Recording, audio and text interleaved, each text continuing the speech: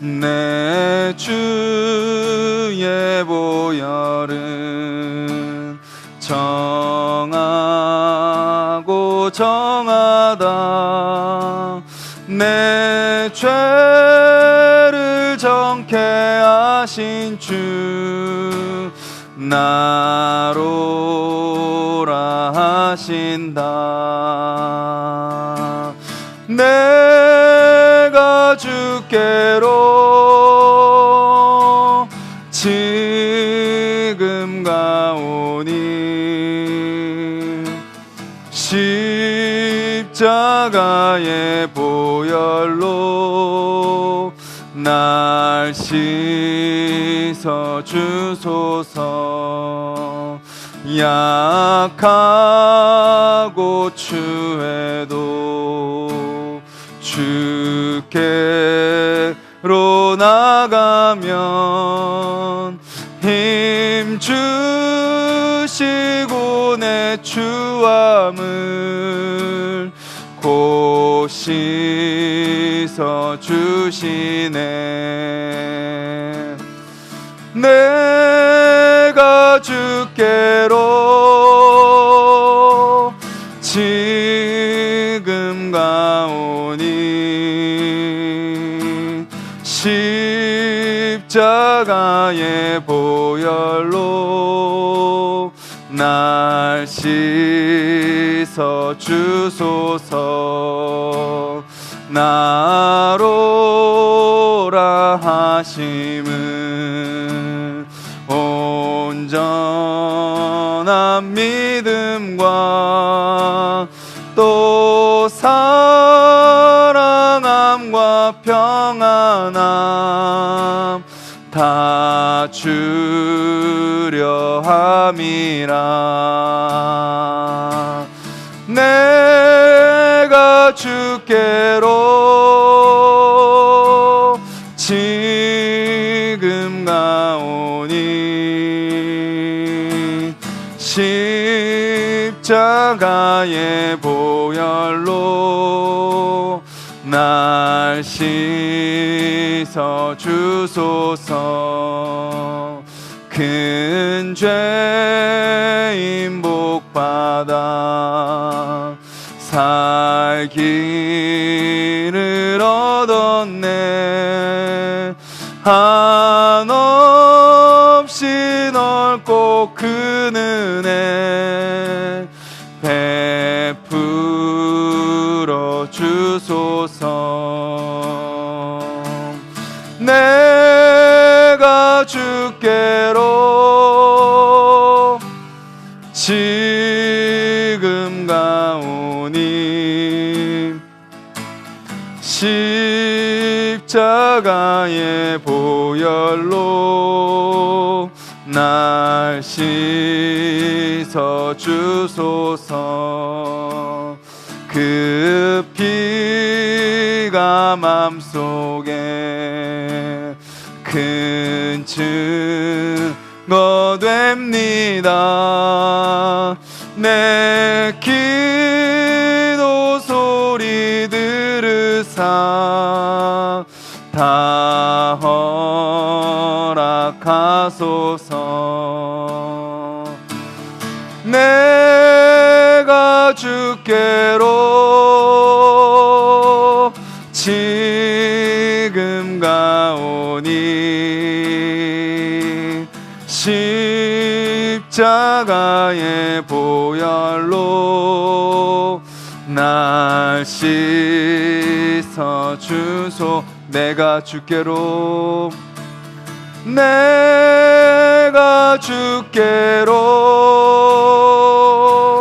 지금 가오니 십자가의 보혈로 날 씻어 주소서.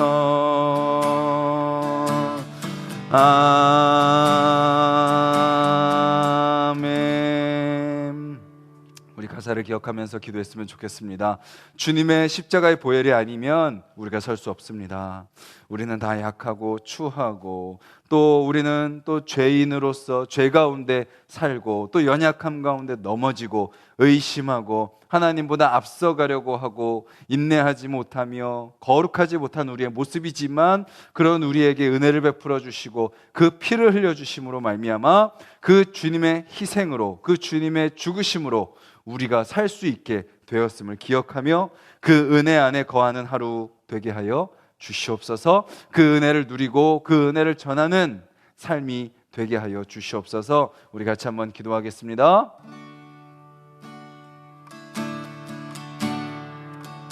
주님 감사합니다. 새벽에도 저희들 주님의 은혜를 고백하게 하시니 감사합니다.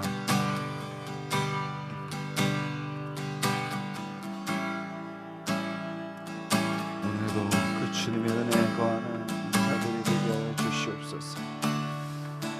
내 방식과 내 뜻대로 살아가지 아니하게 하여 주시고 오직 그 주님의 인도하심 따라 걸어가는 삶이 되어 수 있도록 주님 도와주시옵소서. 주님 이 새벽에 그 은혜의 말씀이 선포될 수 있도록 주님 도와주시옵소서.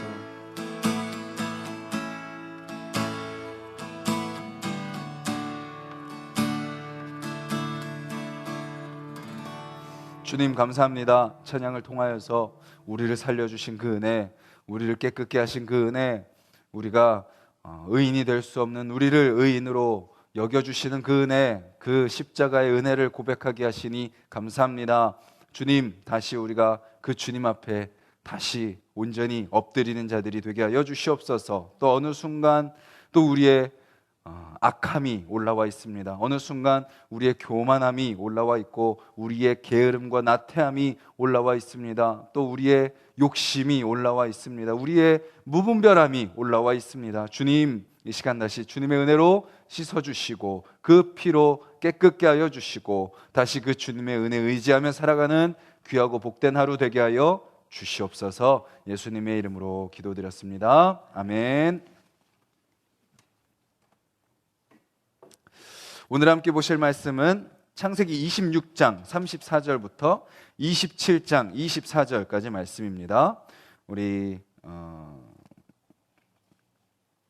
축복, 그 축복에 대한 내용, 큐티 본문이랑 약간 어제랑 오늘 약간 겹치지만 26장 34절부터 27장 24절까지 우리 같이 한번 읽겠습니다. 26장 34절부터 읽겠습니다. 에서가 40세에 헷족 속 부에리의 딸 유딕과 헷족 속 엘론의 딸 바스맛을 아내로 맞이하였더니 그들이 이삭과 리브가의 마음에 근심이 되었더라. 이삭이 나이가 많아 눈이 어두워 잘 보지 못하더니 맏아들 에서를 불러 이르되 내 아들아 하매 그가 이르되 내가 여기 있나이다 하니 이삭이 이르되 내가 이제 늙어 어느 날 죽을는지 알지 못하니 그런즉 내 기구 곧 화살통과 활을 가지고 들에 가서 나를 위하여 사냥하여 내가 즐기는 별미를 만들어 내게로 가져와서 먹게 하여 내가 죽기 전에 내 마음껏 내게 축복하게 하라. 이삭이 그의 아들 에서에게 말할 때에 리브가가 들었더니 에서가 사냥하여 오려고 들로 나가매 리브가가 그의 아들 야곱에게 말하여 이르되 내 아버지가 내 형 에서에게 말씀하시는 것을 내가 들으니 이르시기를 나를 위하여 사냥하여 가져다가 별미를 만들어 내가 먹게 하여 죽기 전에 여호와 앞에서 내게 축복하게 하라 하셨으니 그런즉 내 아들아 내 말을 따라 내가 내게 명하는 대로 염소떼에 가서 거기서 좋은 염소 새끼 2마리를 내게로 가져오면 내가 그것으로 내 아버지를 위하여 그가 즐기시는 별미를 만들리니 내가 그것을 내 아버지께 가져다 드려서 그가 죽기 전에 내게 축복하기 위하여 잡수시게 하라.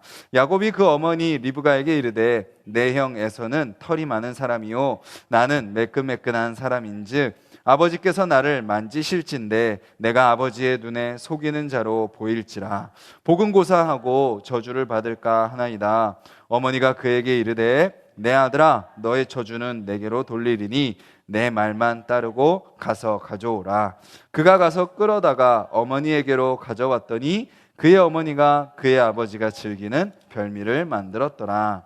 리브가가 집안 자기에게 있는 그의 맏아들 에서의 좋은 의복을 가져다가 그의 작은 아들에게 야곱에게 입히고 또 염소 새끼의 가죽을 그의 손과 목에 매끈매끈한 곳에 입히고 자기가 만든 별미와 떡을 자기 아들 야곱의 손에 주니 야곱이 아버지에게 나아가서 내 아버지여 하고 부르니 이르되 내가 여기 있노라. 내 아들아 내가 누구냐? 야곱이 아버지에게 대답하되 나는 아버지의 맏아들 에서로소이다. 아버지께서 내게 명하신 대로 내가 하였사오니 원하건대 일어나 앉아서 내가 사냥한 고기를 잡수시고 아버지 마음껏 내게 축복하소서. 이삭이 그의 아들에게 이르되 내 아들아 내가 어떻게 이같이 속히 잡았느냐? 그가 이르되 아버지의 하나님 여호와께서 나로 순조롭게 만나게 하셨음이니이다. 이삭이 야곱에게 이르되 내 아들아 가까이 오라. 내가 과연 내 아들 에서인지 아닌지 내가 너를 만져보려 하노라. 야곱이 그 아버지 이삭에게 가까이 가니 이삭이 만지며 이르되 음성은 야곱의 음성이나 손은 에서의 손이로다 하며 그의 손이 형 에서의 손과 같이 털이 있으므로 분별하지 못하고 축복하였더라. 이삭이 이르되 내가 참 내 아들 에서냐? 그가 대답하되 그러하니이다. 아멘. 우리가 어제는 이삭에 대한 부분을 살펴봤다면 오늘은 그 가족 전체를 보기를 원합니다. 그 가족 가운데 하나님의 일하심을 우리가 보기를 원합니다. 은혜라는 것은 무엇인가요? 우리가 아까도 찬송가를 통해서 십자가의 보혈을 찬양했죠. 그것은 뭐죠? 은혜란 무엇인가요? 가장 첫 번째는 우리 모두가 죄인이라는 것을 인정하는 겁니다. 그것을 인정하지 않으면요, 그것은 은혜를 제대로 누리지 못하는 것입니다. 나도 죄인이고 너도 죄인이고 우리 인간 모두는 다 죄인이다 라는 것을 인정하는 것, 거기서부터 은혜는 시작되죠. 그래서 누가 필요한 거예요? 우리를 구원해 주실 메시아, 구원자, 그리스도가 필요한 겁니다. 그래서 예수 그리스도께서 오신 거죠. 수많은 율법 조항들, 그럼에도 불구하고 수많은 그 율법 조항들을 지키던 유대인들이 있었습니다. 유대인들은 우리는 의롭다고 생각했습니다. 혈통도 아브라함 혈통이요, 율법도 지켰고 다른 사람들에게도 인정을 받는 우리 유대인은 완벽하다라고 생각했지만 오히려 하나님은 그들을 향해서 너희가 더 심한 죄인이다라고 말씀하시는 것을 보게 되죠. 그러니까 우리가 구원받는 데는요, 우리 인간의 의로는 구원받을 사람이 한 사람도 없다라는 것을 인정하는 것, 그것을 고백하는 것이 은혜의 시작이다라는 것입니다. 오늘 우리가 읽은 본문 26장 34절부터 27장 24절이 그것을 아주 잘 보여줍니다. 하나님이 아브라함을 선택하시죠. 아브라함의 믿음 없음과 또 사라의 믿음 없음, 그 가족의 그런 과정을 통하여서 하나님이 믿음의 사람으로 바꾸어 가시고 그 아들 이삭을 세우십니다. 그 이삭, 아버지의 그 믿음을 닮아서 또 순종하고 또 하지만 또 어떻게 해요? 그도 연약한 인간인 거죠. 그리고 또 이삭을 통해서 또 야곱, 그렇게 하나님이 믿음의 그 가정, 사람을 선택하시고 그 가정을 통해서 믿음의 역사를 이뤄가시는 거예요. 하나님의 은혜의 역사, 하나님의 나라를 이뤄가시는 거예요. 거기에 나타나는 오늘 우리 가족들의 모습은 어떻죠?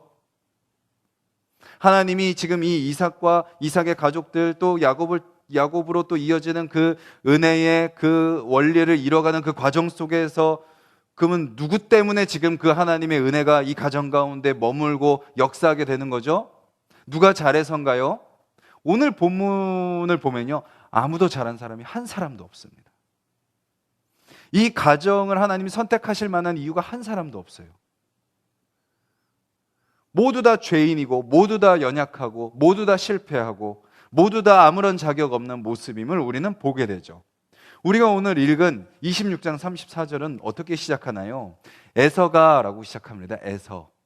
에서는 어쨌든 장자입니다. 장자. 혈통적으로는 장자죠. 그에게 기대하는 건 뭔가요? 아브라함이 이삭을 이제 장성한 걸 보고 배우자를 만나게 할 때 어떻게 하나요?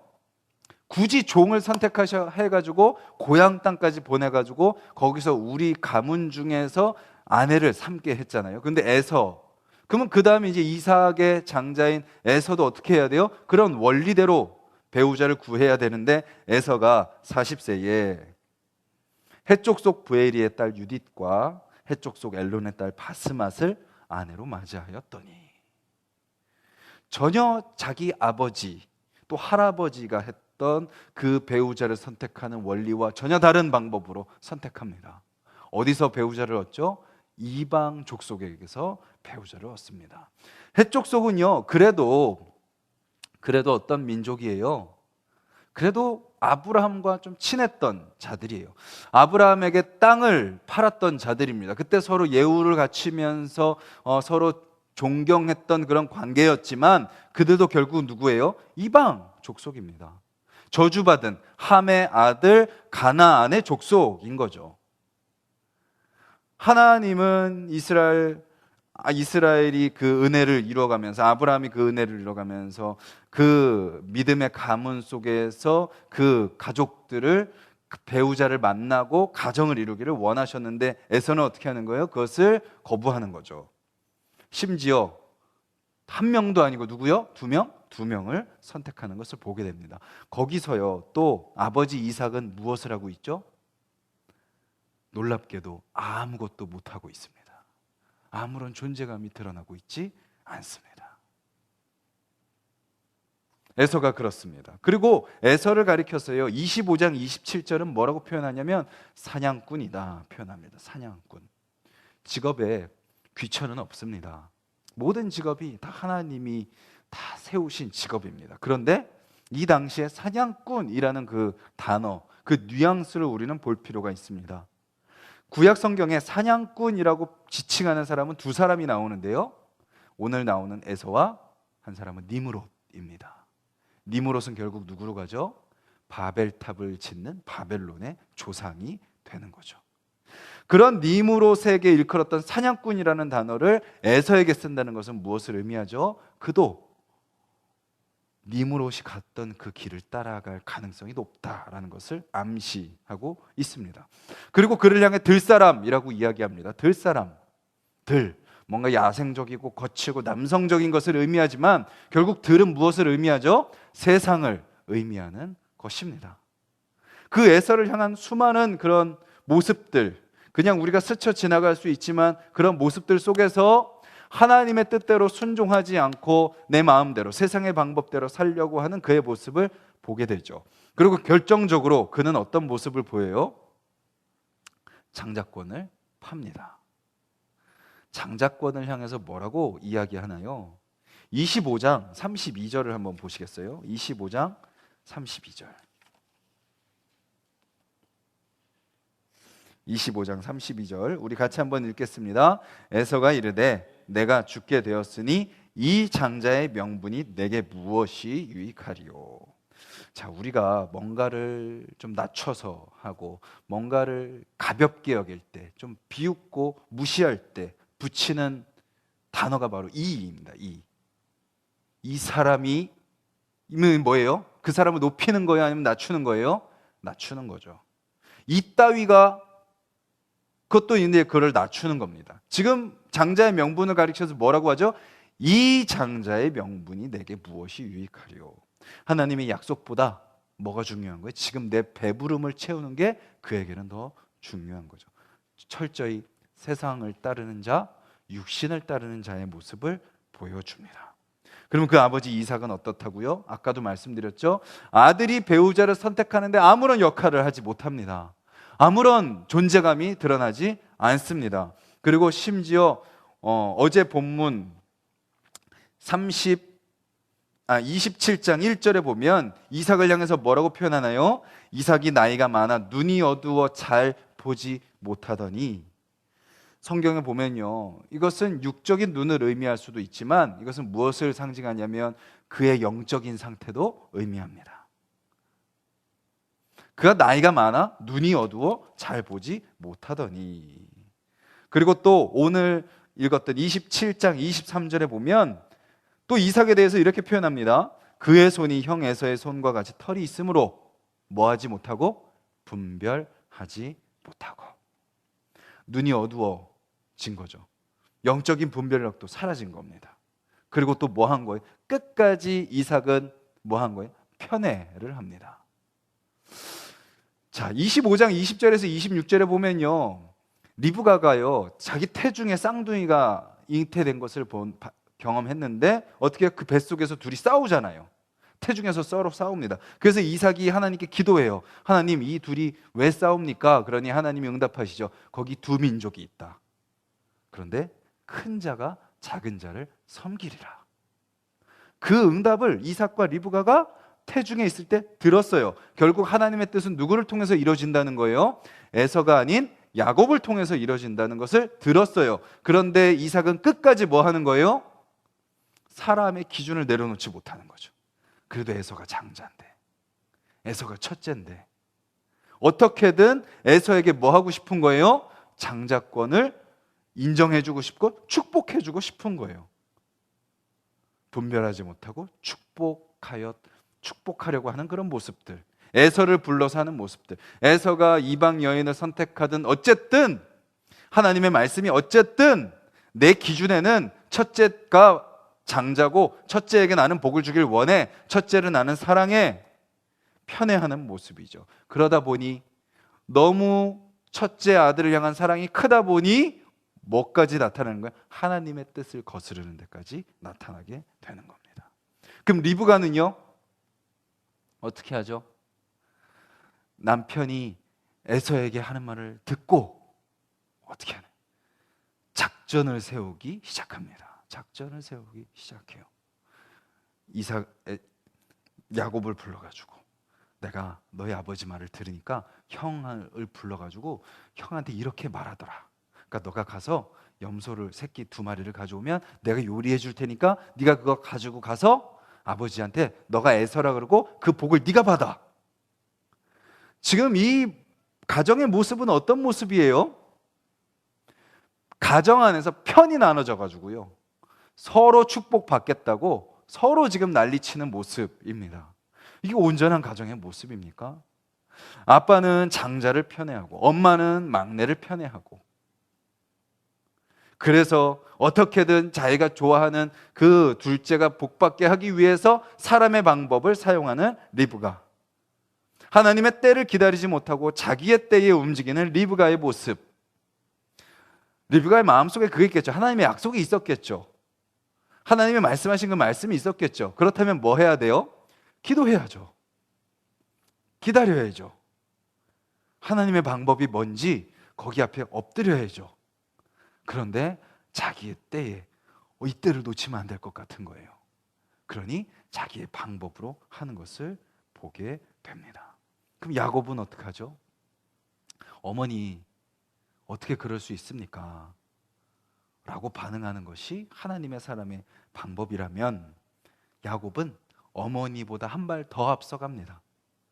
어머니가 차려진 밥상을 아주 제대로 자기가 취하려고 하는 것을 보게 되죠. 오늘 본문도 보면 아주 그냥 대놓고 제가 에서입니다. 명하신 대로 했습니다. 하나님께서 인도해 주셨습니다. 잡수시고 저를 축복하소서. 하나님께서 순조롭게 인도했습니다. 너가 에서가 맞냐? 그러합니다. 야곱의 거짓말이 아주 그냥 수도 없이 거짓말이 나옵니다. 술술술술 나오는 것을 보게 됩니다. 이 가정의 모습을 보면서요 좀 뭐가 보이나요? 첫째들이 좀 어때요?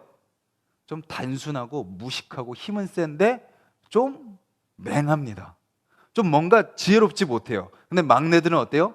약삭 빠르고 뭔가 좀 이렇게 하려는 그런 모습들, 뭔가 막 쟁취하려고 하는 그런 모습들이 똑같이 보이죠. 그리고 또 남편과 아내의 모습, 남자가 뭔가 힘이 있는 것 같지만 남자도 마찬가지로 좀 어때요? 시간이 갈수록 좀 어리석어지고 무분별해지고, 그렇다면 아내들은 좀 어때요? 여자들이 지혜롭잖아요. 지혜로운데 그게 어디까지 미치는 거예요? 자신의 방법과 자신의 생각으로 하려고 하는 거기에까지 미치게 되는 것을 보게 됩니다. 다 지금 이 이삭과 리브가와 에서와 야곱의 모습이 지금 우리 가정의 모습과 똑같은 거예요. 그런데 그 속에서 누가 일하고 계세요? 하나님이 일하고 계시는 겁니다.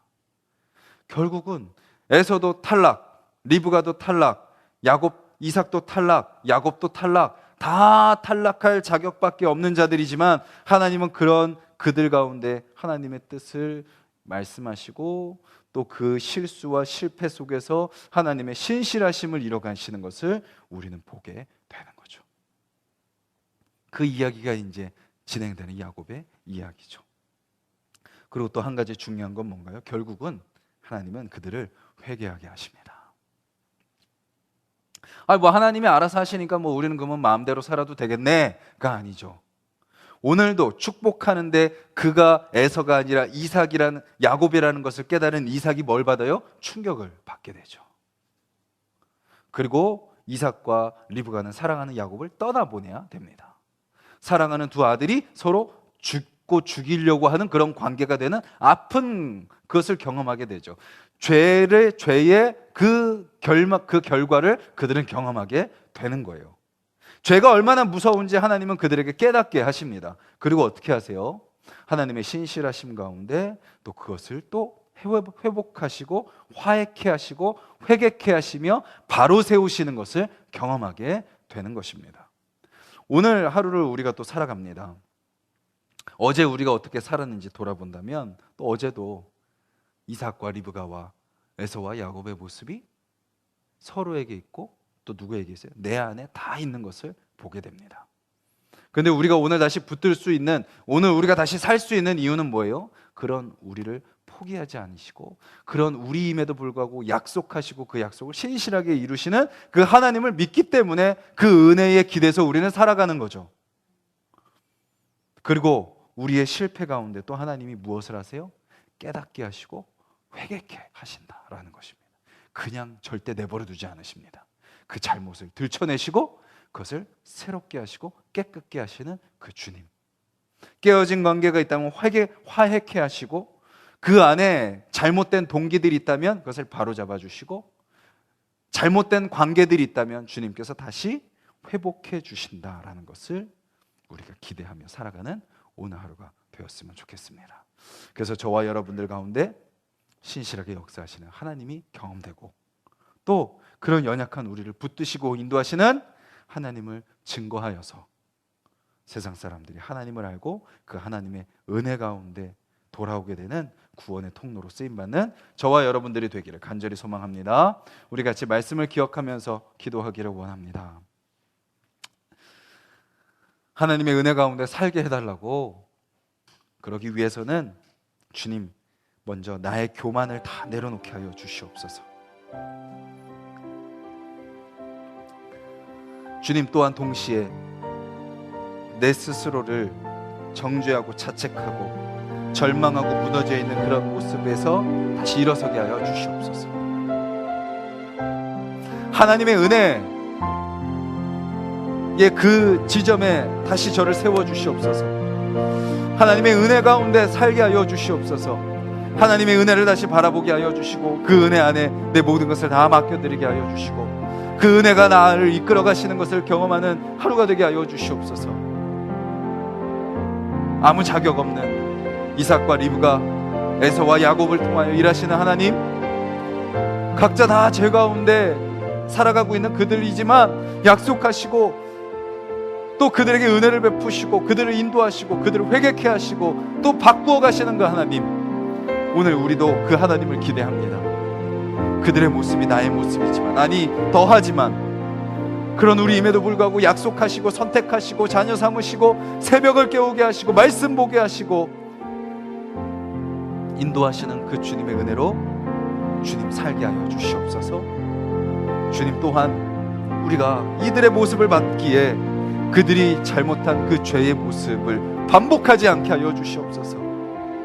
하나님의 뜻대로 말씀 앞에 겸손히 엎드리고 그 주님의 말씀에 순종하며 살아가는 오늘 하루 되게 해달라고 기도하시고, 또 주님 우리 가정이 혹시 이런 모습이지 않습니까?